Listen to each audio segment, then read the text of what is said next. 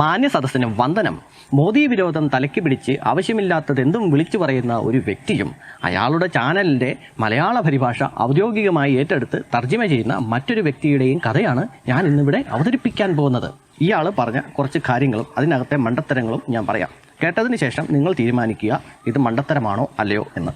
ദുരന്തർ എന്ന് പറഞ്ഞ സിനിമയുടെ ആദ്യ ഭാഗം ഇറങ്ങിയപ്പോൾ ഇദ്ദേഹം പറഞ്ഞ ചില വാക്കുകൾ നമുക്കൊന്ന് കേട്ടു നോക്കാം.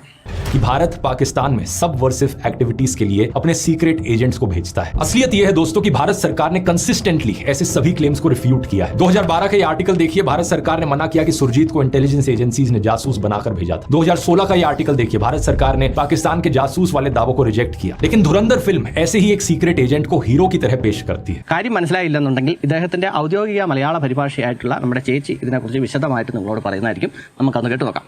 വിധ്വംസക പ്രവർത്തനങ്ങൾക്കായി പാകിസ്ഥാനിലേക്ക് ഇന്ത്യ ഏജന്റുകളെ അയക്കാറുണ്ടെന്ന് ആരോപണം പാകിസ്ഥാൻ ഇന്ത്യക്ക് നേരെ പലതവണ നടത്തിയിട്ടുള്ളതാണ്. തന്റെ രാഷ്ട്രീയ പ്രൊപ്പഗാൻഡ കാണിക്കുന്നതിൽ ആദിത്യദർ മുഴുകിയപ്പോൾ സിനിമയിൽ കാണിച്ചതും അത് തന്നെയാണ്. വാസ്തവം എന്താണെന്ന് വെച്ചാൽ ഇന്ത്യൻ സർക്കാർ ഈ ആരോപണങ്ങളെ നിരന്തരം തള്ളിക്കളഞ്ഞിട്ടുള്ളതാണ്. 2012 ലേഖനം നോക്കൂ. സുർജീത്തിനെ ഇന്റലിജൻസ് ചാരനായി പാകിസ്ഥാനിലേക്ക് അയച്ചിട്ടില്ലെന്നാണ് ഇന്ത്യൻ സർക്കാർ തന്നെ പറയുന്നത്. പാകിസ്ഥാനിലേക്ക് ചാരന്മാരെ അയച്ചുവെന്ന പാകിസ്ഥാന്റെ ആരോപണം ഇന്ത്യ തള്ളുന്നതാണ് 2016 മറ്റൊരു ലേഖനത്തിൽ വ്യക്തമാകുന്നത്. എന്നാൽ ദുരന്തർ എന്ന ചിത്രം ഇത്തരം ഒരു രഹസ്യ ഏജന്റിനെ ഒരു ഹീറോ ആയിട്ടാണ് ചിത്രീകരിക്കുന്നത്. സംഭവം മനസ്സിലായല്ലോ അല്ലേ? ദുരന്തർ സിനിമയിൽ ഇന്ത്യ ഒരു ചാരനെ പാകിസ്ഥാനിലോട്ട് അയക്കുകയും അയാൾ അവിടെ മൊത്തം മുച്ചൂട് നശിപ്പിക്കുന്നതുമായിട്ടാണല്ലോ കഥ.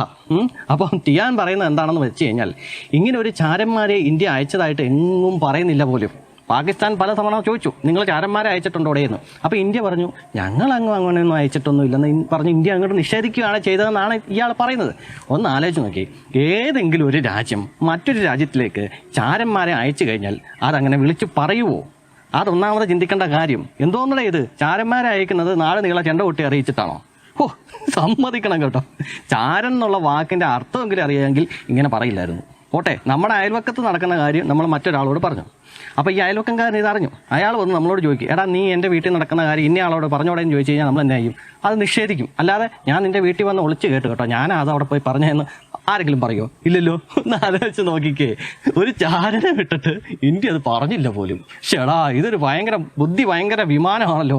ഇനി ദുരന്തർ 2 ഇറങ്ങിക്കഴിഞ്ഞപ്പോഴും അളിയൻ മറ്റൊരു കാര്യം പറഞ്ഞേ. അപ്പോൾ അതും കൂടെ നമുക്കൊന്ന് കേട്ട് നോക്കാം.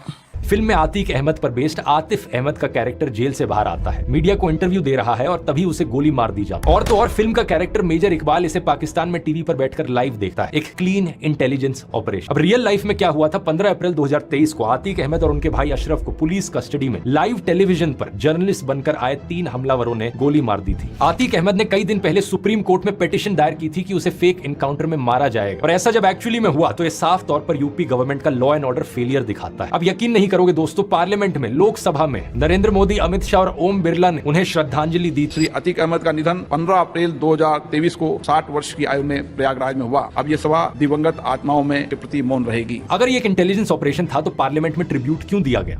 എൻ്റെ പൊന്നു സുഹൃത്തുക്കൾ, ഇതൊക്കെ കേൾക്കുമ്പോൾ എങ്ങനെ ചിരിക്കാതിരിക്കുന്നു പറ. ഞാൻ കാര്യങ്ങൾ വ്യക്തമാക്കി തരാം. അതായത് ദുരന്തർ 2 എന്ന് പറഞ്ഞ സിനിമയിൽ ഈ ആത്തിക് അഹമ്മദ് എന്ന് പറഞ്ഞ വ്യക്തിനെ, അതിനകത്ത് ആത്തിക് അഹമ്മദ് എന്നാണെന്ന് തോന്നുന്നില്ല, മറ്റെന്താ പേരാന്ന് തോന്നുന്നു, എന്തുവാട്ടെ. അപ്പോൾ ഈ ആത്തിക് അഹമ്മദ് എന്ന് പറഞ്ഞ ഈ വ്യക്തിനെ ഇന്റലിജൻസ് ഓപ്പറേഷനിലൂടെ വെടിവെച്ച് കൊല്ലുന്നതായിട്ടാണ്, അതായത് പത്രസമ്മേളനം നടത്തുമ്പോൾ ടിഷ് വെടിവെച്ച് കൊല്ലുന്നതായിട്ടാണ് കാണിക്കുന്നത്. അപ്പോൾ പാകിസ്ഥാനിൽ ഇരുന്നുകൊണ്ട് മറ്റൊരു വ്യക്തി കാണുന്നു. പക്ഷേ യഥാർത്ഥത്തിൽ അതൊരു ഇന്റലിജൻസ് ഓപ്പറേഷൻ അല്ല എന്നാണ് ധ്രുവ് റാത്തെ പറയുന്നത്. അതിൻ്റെ കാരണമായിട്ട് പുള്ളി പറയുന്നത് എന്താണെന്ന് വെച്ച് കഴിഞ്ഞാൽ ഈ ആത്തിക് അഹമ്മദ് എന്ന് പറഞ്ഞ പുള്ളി ഓൾറെഡി സുപ്രീം കോടതിയെ സമീപിച്ചു. കാരണം അയാൾ പറഞ്ഞു എന്നെ ഇന്ന പോലെ എൻകൗണ്ടറിൽ കൊല്ലാനായിട്ട് UP ഗവൺമെൻറ് പ്ലാൻ ഇട്ടിട്ടുണ്ടെന്ന് പുള്ളി ഓൾറെഡി ഇന്ന പോലെ സുപ്രീം കോടതി ചെന്ന് പറഞ്ഞു. അപ്പോൾ അതിനുശേഷം ഇയാൾ ഈ പറഞ്ഞ പോലെ പത്രസമ്മേളനം നടത്തി കഴിഞ്ഞപ്പോഴത്തേക്കും വെടിവെച്ച് കൊന്നാണ് പറഞ്ഞത്. പിന്നെ അതിനുശേഷം പാർലമെൻറ്റ് കൂടി കഴിഞ്ഞപ്പോൾ ഇയാൾക്ക് വേണ്ടിയിട്ട് എഴുന്നേറ്റ് നിന്ന് ആദരാഞ്ജലികൾ അർപ്പിച്ചു എന്നാണ് പറയുന്നത്. അപ്പോൾ ശരിക്കും ഇയാൾ ഇന്റലിജൻസ് ഓപ്പറേഷനിലൂടെ വെടിവെച്ചതാണെന്നുണ്ടെങ്കിൽ എന്തിനാണ് പാർലമെൻറ്റ് കൂടി കഴിഞ്ഞപ്പോഴത്തേക്ക് എഴുന്നേറ്റ് നിന്ന് അയാളെ ഒന്ന് ആദരിച്ചത് എന്നാണ് ചോദ്യം. അപ്പോൾ നമ്മൾ മനസ്സിലാക്കേണ്ട ഒരു കാര്യം എന്ന് പറഞ്ഞാൽ ഇത് രഹസ്യമായിട്ടാണ് ഈ പരിപാടി ചെയ്യുന്നത്. അതിനുശേഷം ഞങ്ങളാണ് കൊന്നത്, ഞങ്ങൾ അയാളെ എൻകൗണ്ടർ വഴി വെടിവെച്ച് കൊന്നെന്ന് ഏതെങ്കിലും ഗവൺമെൻറ് സമ്മതിച്ചു തരുമോ?